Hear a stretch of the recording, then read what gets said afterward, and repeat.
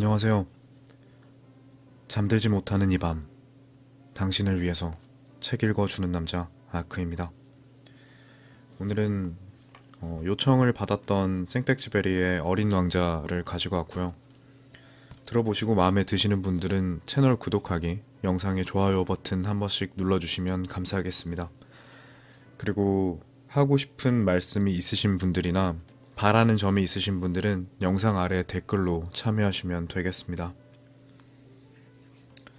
지금부터 어린 왕자 첫 번째 챕터부터 읽어드리도록 하겠습니다. 6살 때 나는 체험담이라는 제목의 원시림에 관한 어떤 책에서 굉장한 그림 하나를 본 적이 있다. 보아뱀이 맹수를 잡아먹고 있는 그림이었다. 위의 그림은 그것을 옮겨 그린 것이다. 그 책에는 이렇게 쓰여 있었다. 보아뱀은 먹이를 씹지 않고 통째로 삼켜버린다. 그리고는 그걸 소화시키느라 꼼짝도 하지 못하고 6달 동안 잠을 잔다. 그래서 나는 정글 속의 신기한 모험들에 대해 곰곰이 생각해 본 후 색연필을 가지고 태어나서 처음으로 그림을 그려보았다. 나는 내 걸작품을 어른들에게 보여주면서 내 그림이 무섭지 않느냐고 물어보았다. 그 물음에 어른들은 아니, 모자가 뭐가 무섭다는 거니? 이렇게 대답했다. 내 그림은 모자를 그린 것이 아니었다. 그것은 코끼리를 소화시키고 있는 보아뱀 그림이었다. 그래서 나는 어른들이 이해할 수 있도록 보아뱀의 속을 그려주었다. 어른들은 꼭 설명을 해주어야만 한다. 내 그림체의 이호는 이런 것이었다. 어른들은 나에게 속이 보였다 안 보였다 하는 보아뱀 그림일랑은 집어치우고 지리나 역사 혹은 산수나 문법에 관심을 가져보라고 충고해 주었다. 이렇게 해서 나는 6살 때 화가라고 하는 멋진 직업을 포기해버렸다. 내 그림 1호와 2호가 성공을 거두지 못해서 낙심했기 때문이다. 어른들은 혼자서는 아무것도 이해하지를 못한다. 그렇다고 늘 어른들에게 설명을 해주자니 어린이들로서는 여간 귀찮은 일이 아니었다. 하는 수 없이 다른 직업을 선택해야 했던 나는 비행기 조종 방법을 배웠다. 나는 이 세상 여기저기를 거의 안 가본 데 없이 날아다녔다. 그럴 때 지리는 정말로 나에게 많은 도움이 되었다.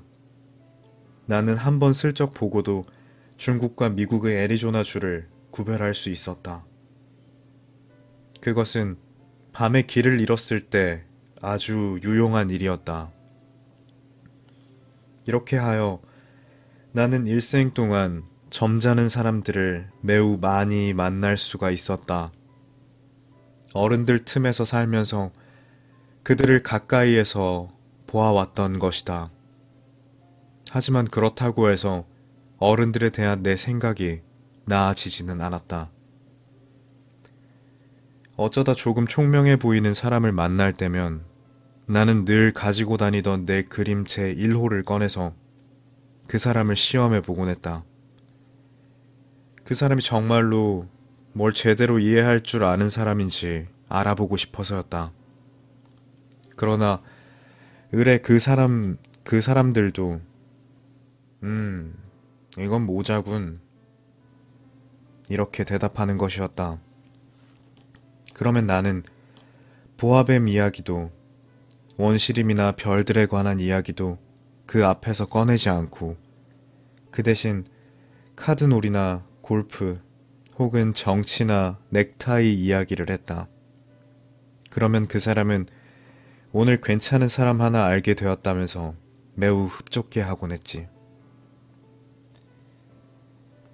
그래서 6해 전에 사하라 사막에서 비행기가 고장을 일으킬 때까지 나는 진실한 말동무 하나 없이 홀로 살아왔다.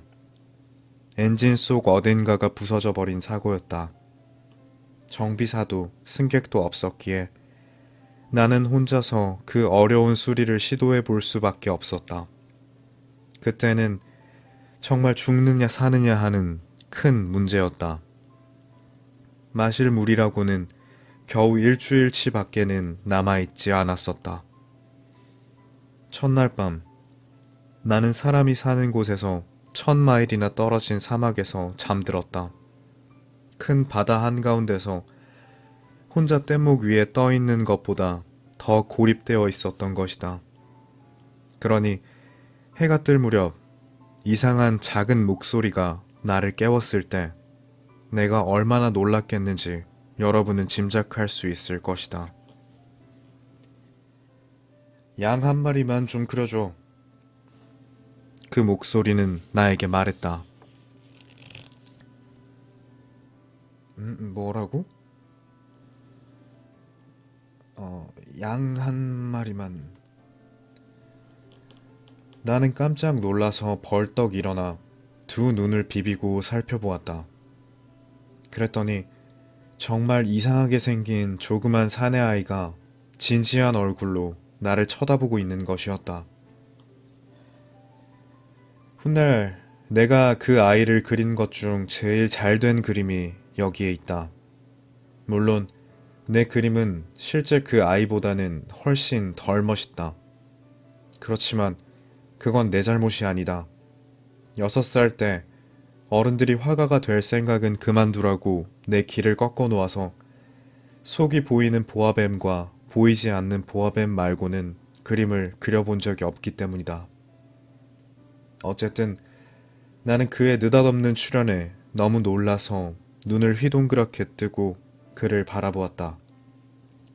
내가 그때 사람이 사는 곳에서 1000마일이나 떨어진 곳에 있었다는 사실을 여러분은 잊지 말기를 바란다. 그런데 그 아이는 길을 잃은 것 같지도 않아 보였고 도무지 피곤하다거나 배고프다거나 목말라 보이지도 않았으며 나를 무서워하는 것 같지도 않았다. 사람이 사는 곳에서 1000마일이나 떨어진 사막에서 길을 잃은 아이의 모습이 전혀 아니었던 것이다. 내가 겨우 입을 열어서 말했다. 그런데 너는 여기서 뭐를 하고 있는 거니? 그러자 그는 매우 심각한 이야기나 되는 듯이 조그맣게 다시 말했다. 부탁이야. 양 한 마리만 그려줘. 너무 기막힌 일을 만나 어리둥절해지면 누구나 거절을 못하는 법이다. 사람이 사는 곳에서 1000마일이나 떨어져서 언제 죽을지도 모르는데 양을 그려달라니 참 별일이라고 생각하면서도 나는 주머니에서 종이 한 장과 만년필을 꺼냈다. 그러자 내가 배운 것은 지리와 역사와 산수 그리고 문법뿐이라는 생각이 마침 떠올라서 사실 기분이 좀 언짢아져서 나는 그 꼬마에게 그림을 그릴 줄 모른다고 말했다. 그러자 그는 괜찮아. 양 한 마리만 그려줘. 이렇게 대답하는 것이었다. 나는 양을 한 번도 그려본 적이 없기 때문에 내가 그릴 줄 아는 단 2가지 그림들 중 속이 안 보이는 보아뱀 그림을 그려서 그에게 보여주었다. 그러자 그것을 보고 꼬마가 이렇게 말하는 바람에 나는 깜짝 놀랐다. 싫어. 코끼리를 소화시키고 있는 보아뱀은 싫어. 보아뱀은 너무 위험하고 코끼리는 너무 거추장스럽단 말이야.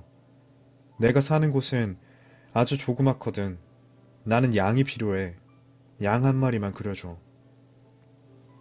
할 수 없이 나는 양을 그렸다. 그는 내 그림을 물끄러미 바라보더니 아니야, 이 양은 벌써 병들었는걸.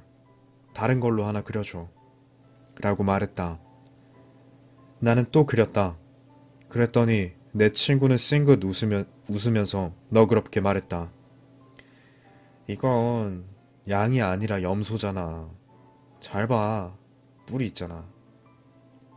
나는 또다시 그리지 않을 수 없었다. 그러나 새 그림도 먼저 번 그림들과 마찬가지로 퇴짜를 맞았다. 이건 너무 늙었어. 나는 오래 살 수 있는 양을 갖고 싶단 말이야.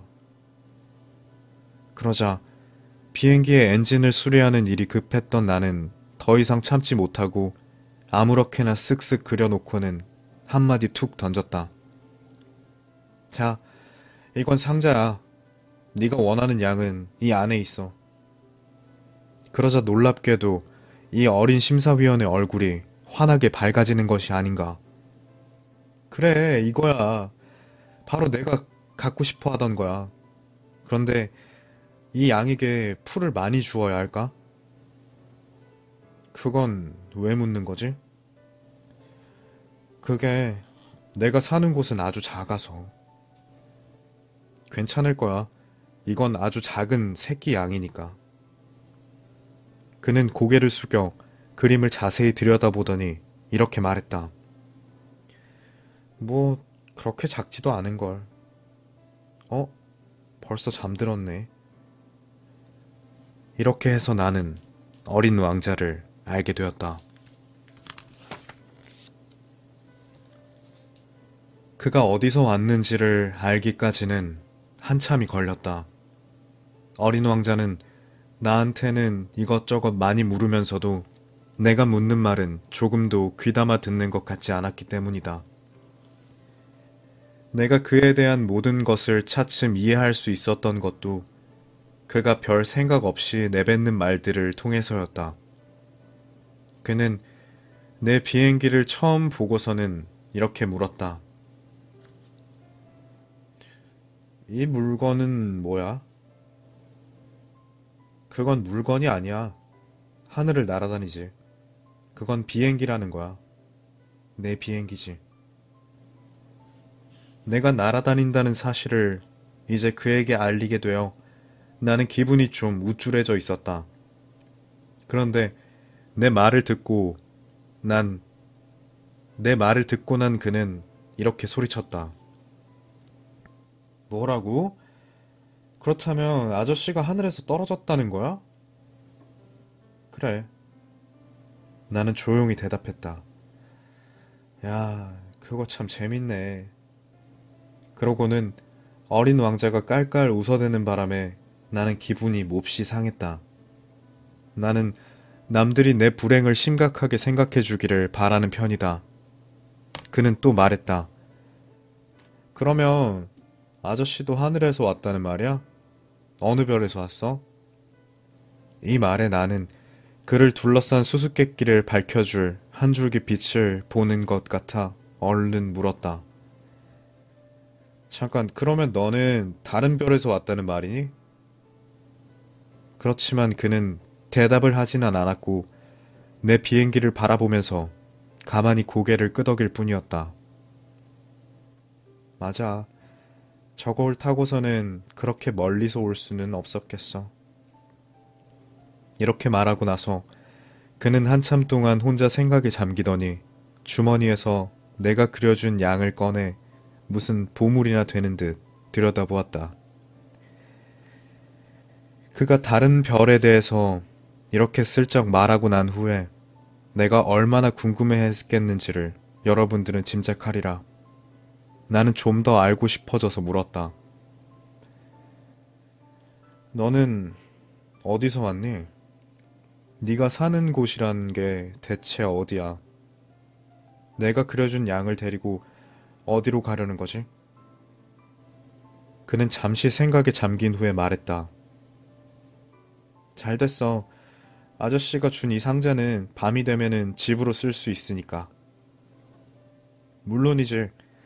또 네가 얌전하게 굴면 낮에는 양을 메어 놓을 수 있을 줄하고 말뚝도 그려줄게.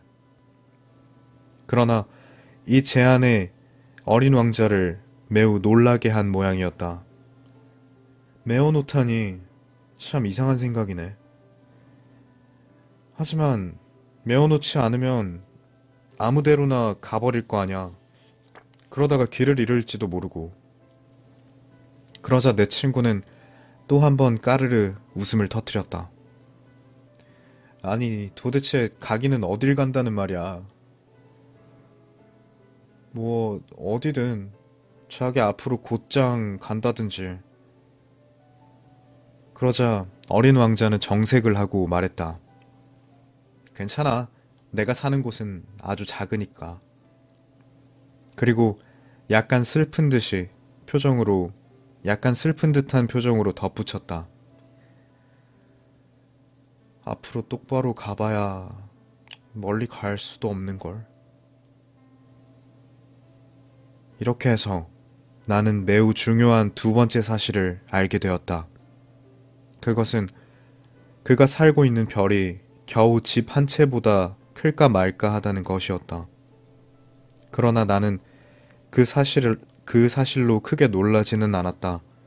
지구, 목성, 화성, 금성같이 사람들이 이름을 붙여놓은 큰 별들 말고도 하도 작아서 만원경으로도 잘 안 보이는 별들이 수백 개나 있다는 사실을 나는 이미 잘 알고 있었기 때문이었다. 그런 별 하나를 어떤 천문학자가 발견하게 되면 그 사람은 이름 대신 번호를 매긴다. 예를 들면 소행성 3251호 이런 식으로 말이지. 나는 어린 왕자가 떠나온 별이 소행성 B612호라고 믿을 만한 상당한 근거를 가지고 있다. 그 별은 1909년에 터키의 어느 천문학자가 망원경으로 딱 한 번 본 적이 있는 별이었다. 그때 그 학자는 국제 천문학회에 나가서 자신의 발견을 훌륭히 증명해 보였다.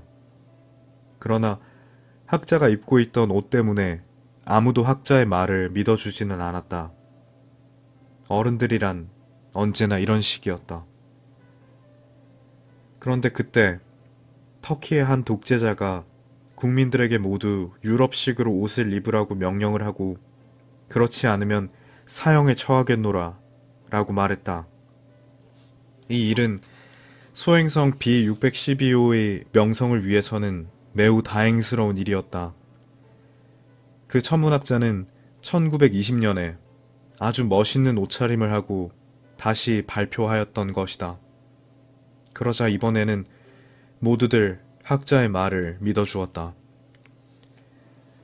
내가 소행성 B612호에 대해 이렇게 번호를 붙여가며 자세히 이야기하는 건 모두 어른들 때문이다. 어른들은 숫자를 좋아한다. 만약 여러분이 새로 사귄 친구에 대해서 얘기를 하면 어른들은 결코 중요한 것은 묻지 않는다. 어른들은 여러분에게 그의 목소리는 어떠니? 그 애는 무슨 놀이를 좋아하니? 그 친구도 나비를 수집하니? 라고는 절대로 묻는 법이 없다. 대신 그 아이는 몇 살이지? 형제는 몇이고? 몸무게는 몇 킬로그램이나 나가니? 아버지의 수입은 얼마야?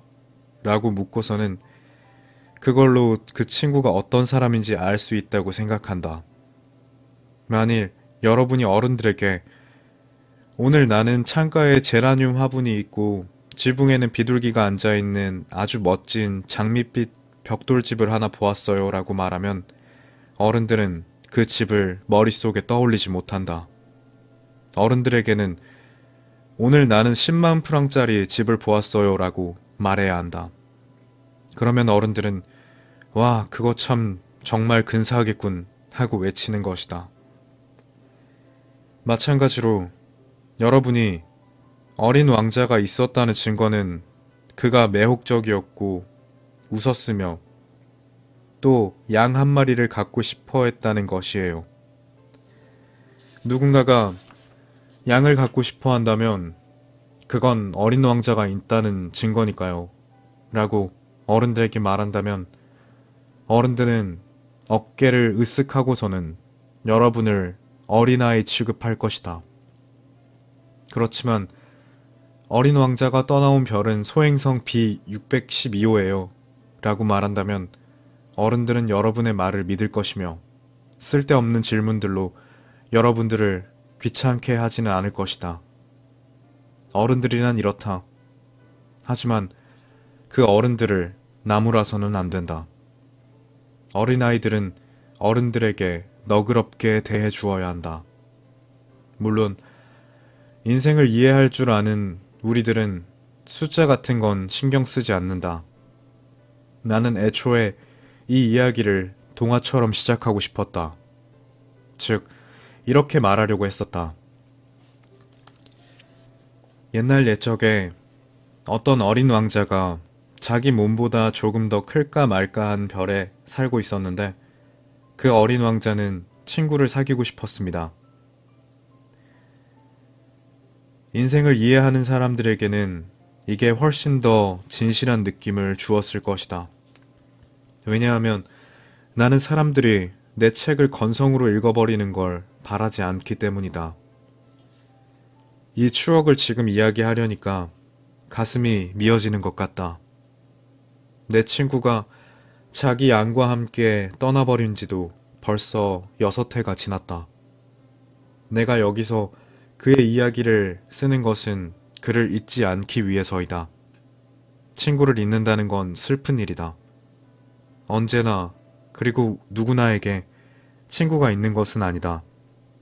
또 나도 숫자밖에 모르는 어른이 되어버릴지 모르는 일이었다. 그래서 나는 물감 한 통과 연필을 샀다. 내 나이에 그림을 다시 시작한다는 것은 쉬운 일이 아니다. 더구나 6살 때 속이 보이는 보아뱀과 안 보이는 보아뱀 말고는 한 번도 그림을 그려보려고 시도한 적이 없었으니까 말이다. 그렇지만 어린 왕자의 모습들을 힘 닿는 데까지 비슷하게 그려볼 생각이다. 잘 되리라는 자신은 별로 없다. 어떤 그림은 그런대로 괜찮을 것이고 또 어떤 것들은 비슷하지 않을 수도 있다. 어린 왕자의 키에 대해서도 조금 틀렸다. 여기서는 너무 크고 저기서는 또 너무 작게 그렸다. 그가 입고 있던 옷의 색깔도 정확하게 기억나지는 않는다. 그래서 나로서는 그럭저럭 짐작해서 해나가는 수밖에 없다. 또 어떤 중요한 부분을 잘못 그릴지도 모른다. 그렇지만 그건 여러분들이 용서를 해주어야 한다. 내 친구는 내게 자세한 설명을 해준 적이 없기 때문이다. 아마도 그는 내가 자기와 같은 줄 알았나 보다. 그러나 안타깝게도 나는 상자를 통해서 그 속의 양을 볼 줄은 모른다. 나는 조금은 어른들과 비슷한 모양이다. 나도 이제는 늙어버렸나 보다. 네, 오늘 준비한 내용은 여기까지고요. 끝까지 들어주셔서 감사합니다. 잘 자요. 좋은 꿈 꾸고요.